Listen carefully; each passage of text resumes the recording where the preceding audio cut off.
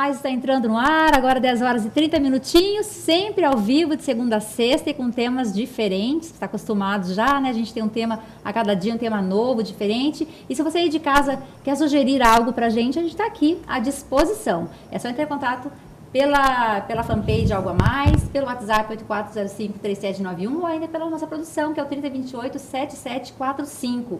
Tem algum tema muito específico que você queira saber, profissionais que você queira ver aqui, é só entrar em contato que a gente traz para cá, tá bom?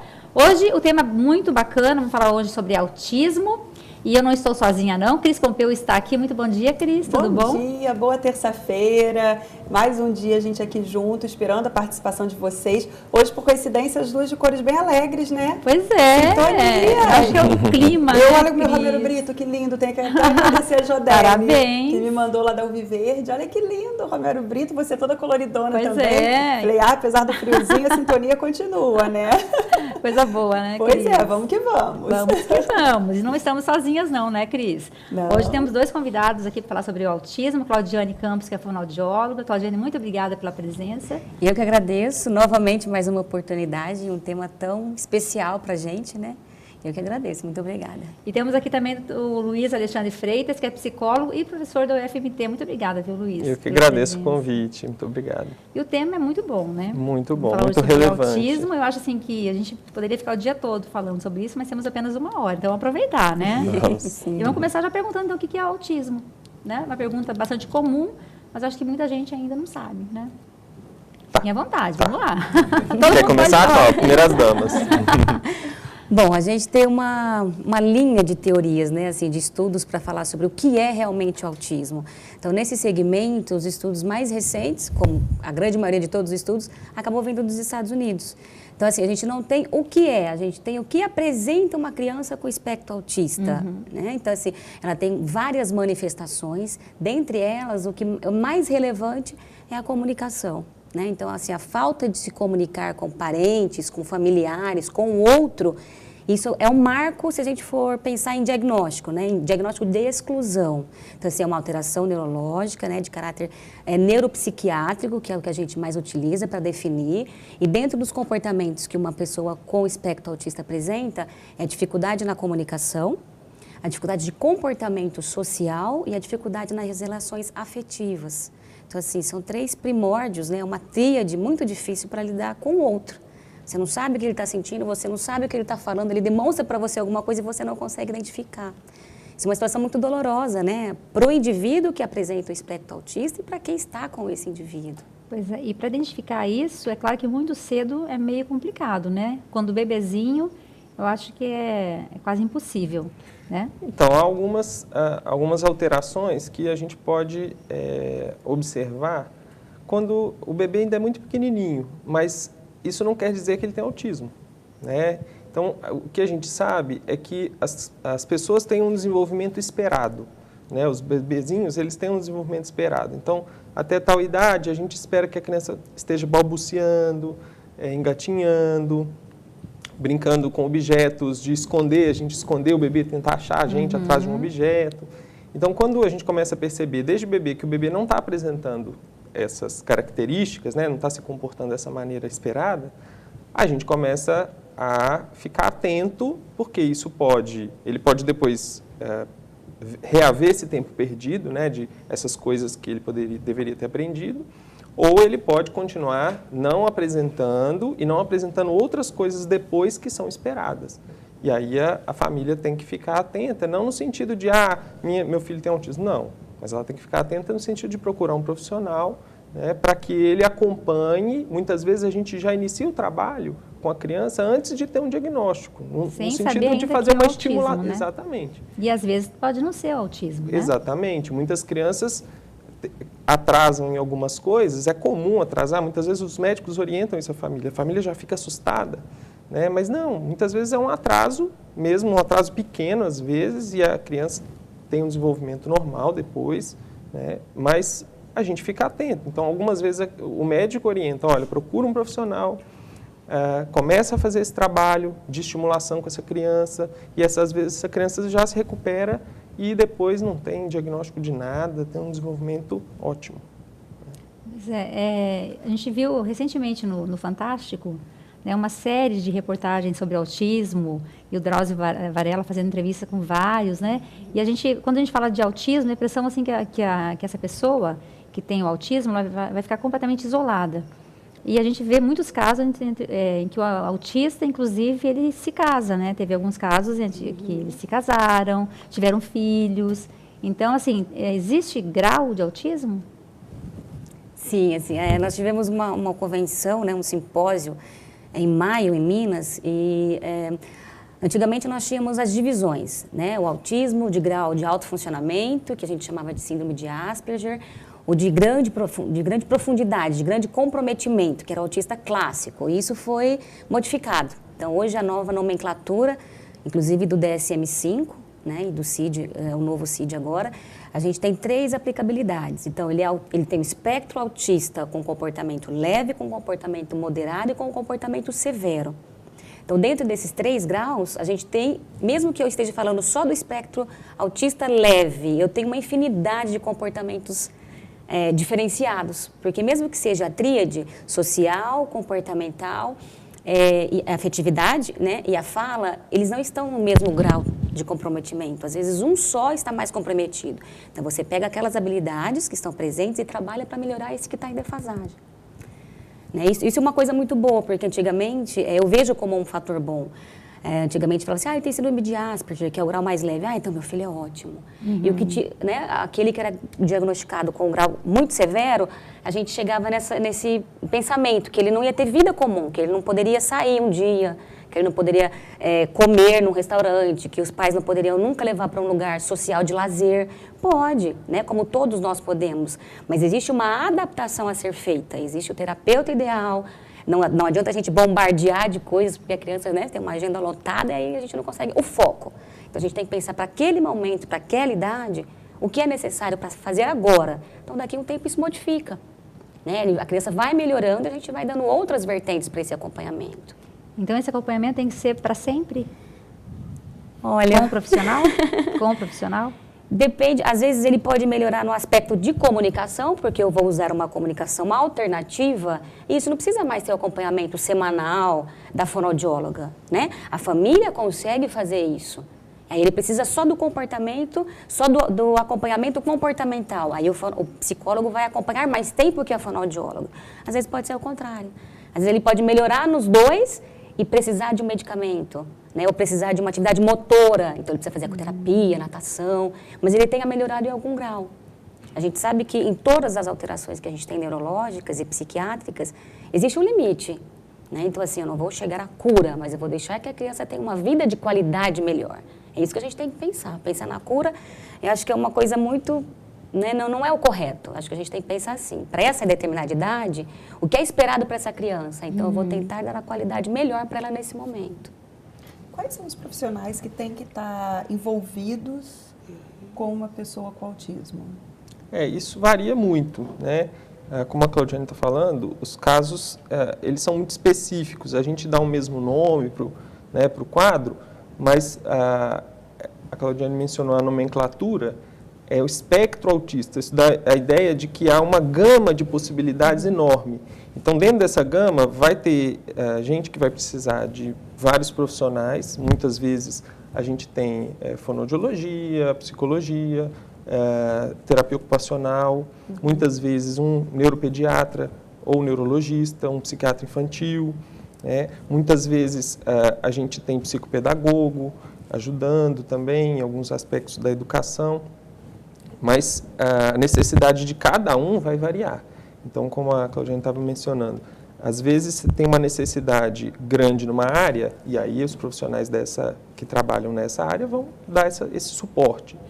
Outros não têm necessidades nessa área específica, então vamos investir em outra área, né, para que essa pessoa se desenvolva nessa outra área. O número de profissionais vai variar muito, conforme as necessidades da pessoa. E o diagnóstico, normalmente é da infância, na infância diagnostica.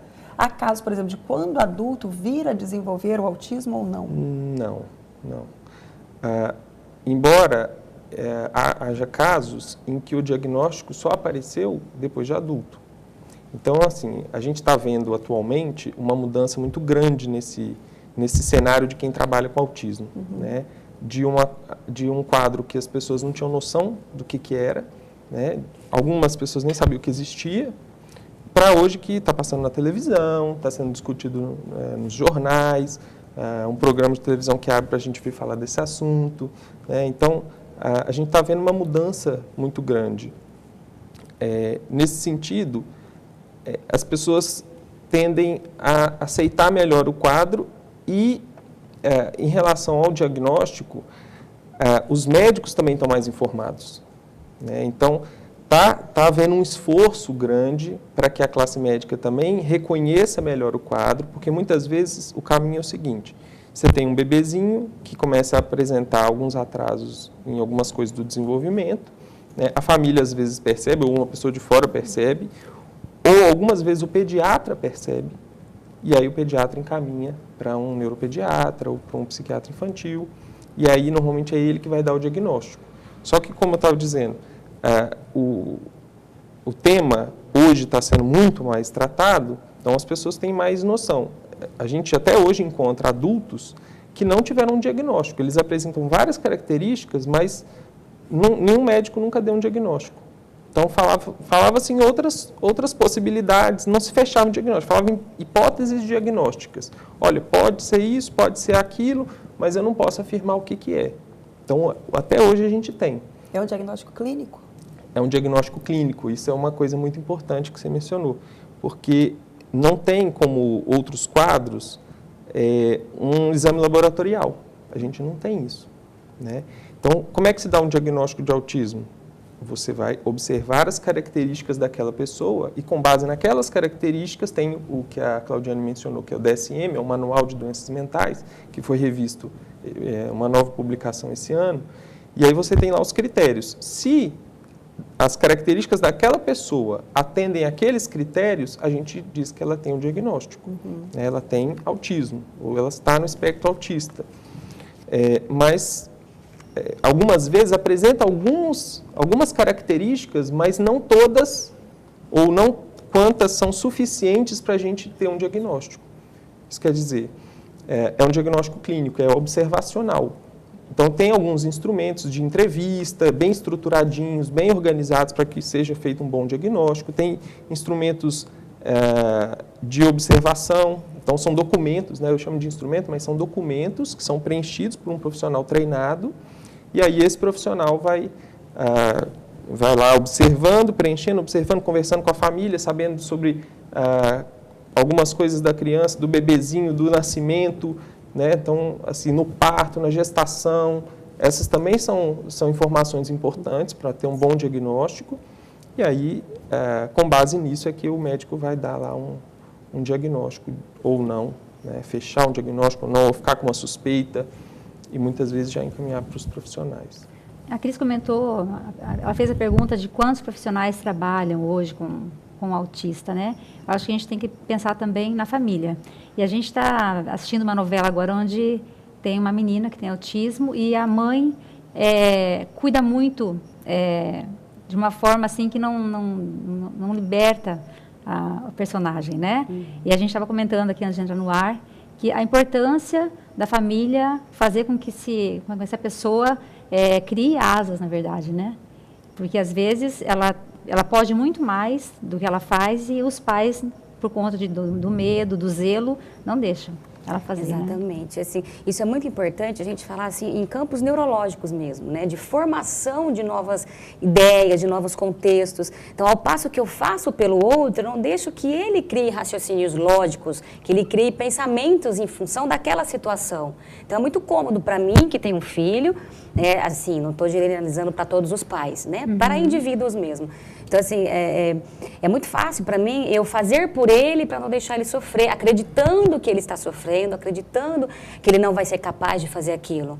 Isso aqui a gente tem uma idade crítica para isso, né? Então, assim, aos 2 anos de idade a gente tem a poda neurológica. Então, se eu não dei informações para esse cérebro se maturacionar, se desenvolver, eu estou limitando essa criança. Então, quem sou eu para limitar o desenvolvimento de uma outra pessoa?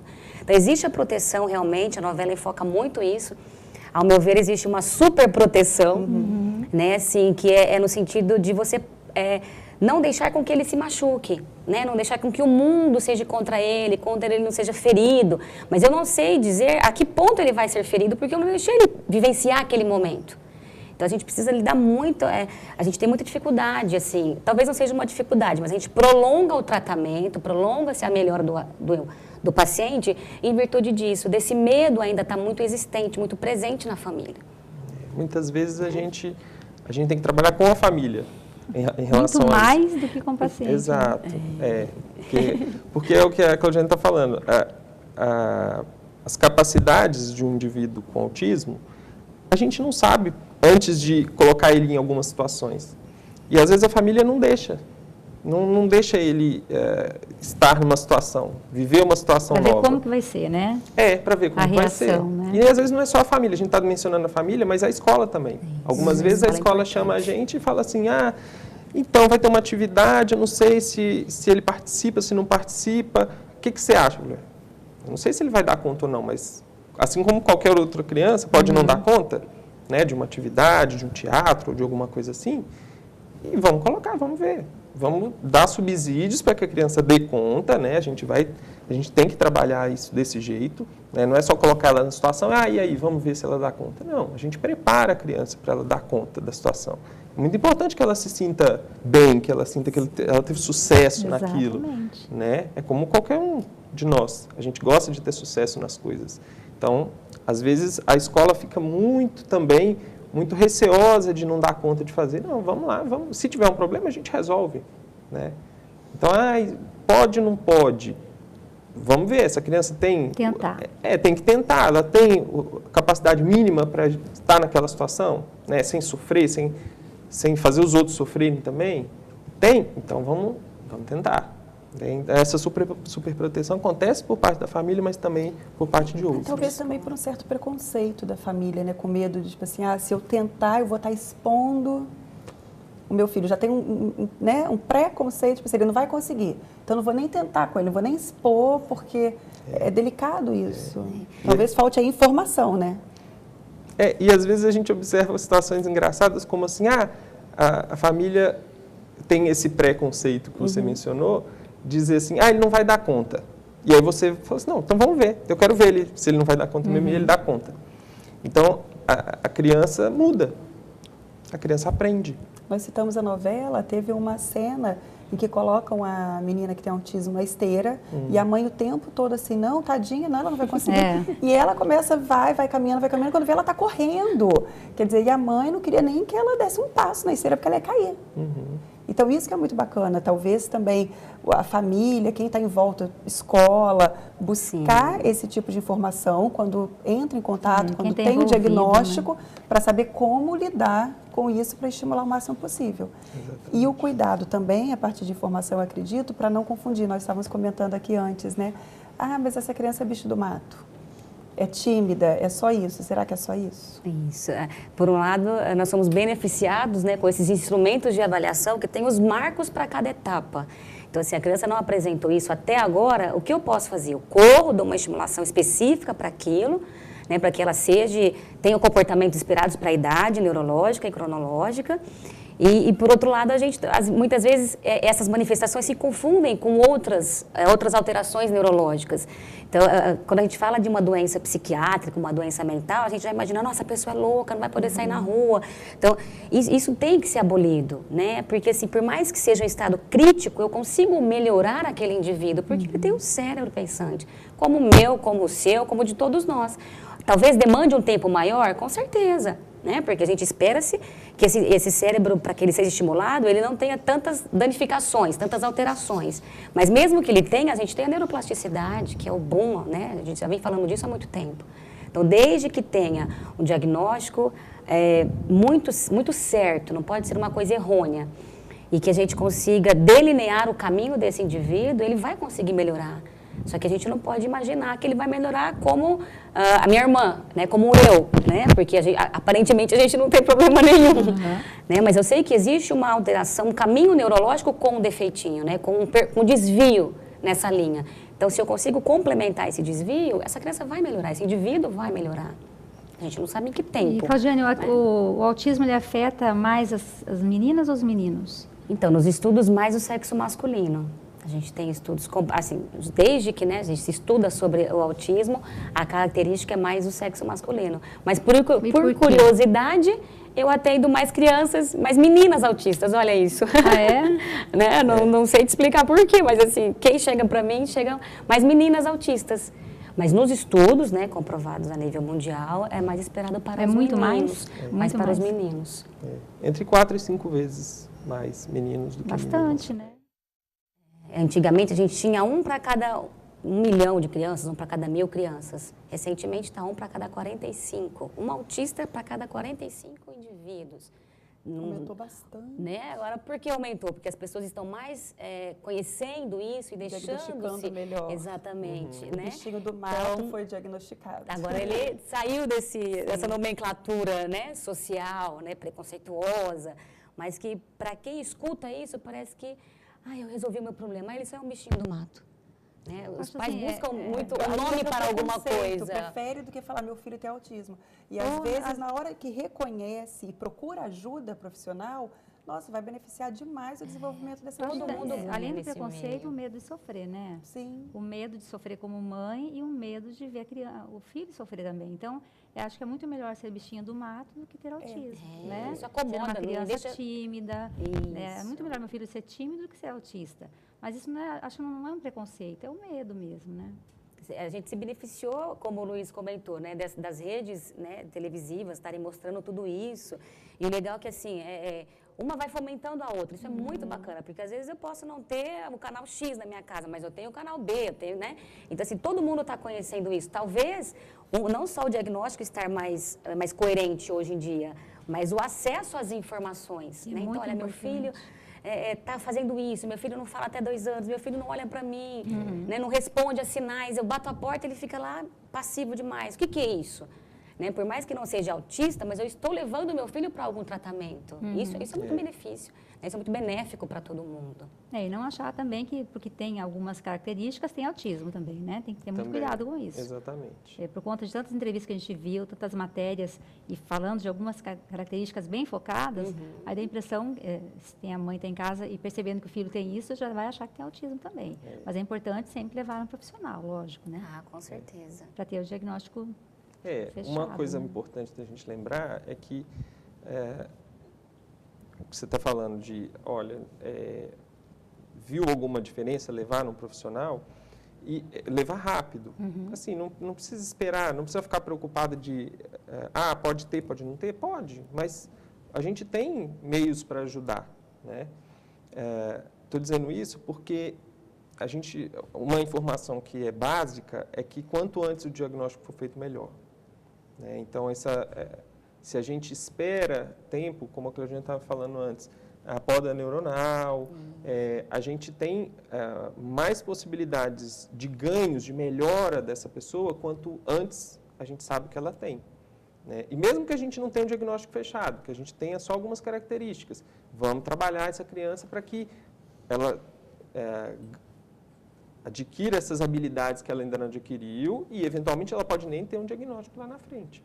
Então, por isso a importância de um diagnóstico rápido, precoce, a identificação. Às vezes tem que cutucar um pouquinho o médico mesmo. Muito médico fala assim, não, mãe, calma, vamos esperar. Você escuta muito. Assim, ok, a gente entende, porque tem realmente muita mãe que está excessivamente preocupada, né? Mas busca um outro profissional, se for o caso, tenha mais de uma opinião, até você estar segura de que está ok, está correto, que era só uma preocupação, mas vá acompanhando, né? Vá procurando os médicos se não ficar satisfeita com o que está acontecendo. Bom, a gente vai para o intervalo, o assunto hoje é autismo, você que está acompanhando aí, pode enviar sua perguntinha, autismo, tratamento e inclusão. Você pode mandar sua pergunta através da nossa fanpage do Algo a Mais, ou nosso WhatsApp 8405, bem na hora que eu falo aparece, graças a Deus, cansei de cor, então já vou falando, já vou olhando para a tela. 8405-3791, a Cris está aí com o iPhone na mão aguardando sua pergunta, tá bom? Sua participação, eu volto já já.